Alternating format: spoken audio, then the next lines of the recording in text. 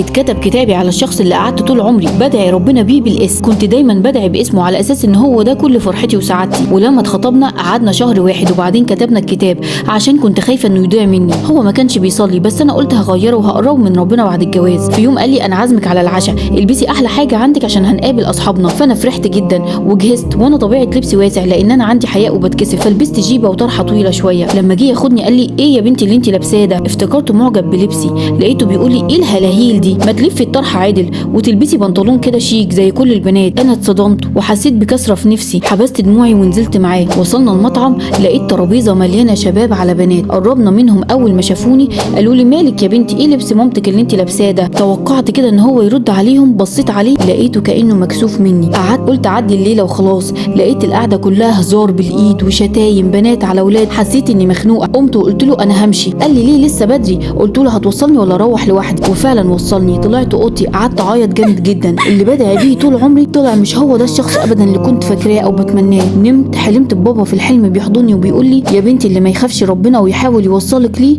مش هيخاف عليك. صحيت من النوم رنيت عليه لقيت بنت بترد عليا بتقول لي مين؟ قلت لها انت اللي مين؟ انا مراته. ضحكت كده وقالت له خد يا ابني الحكومه. كلمني وقال لي ايه يا بنتي فينك؟ ده انا رجعت بعد ما وصلتك، رحت سهرت مع الشله، فاتك نص عمرك. حسيت اني بكلم حد غريب معرفوش، فبدون تفكير قلعت الدبله وبعت له كل حاجته على بيته.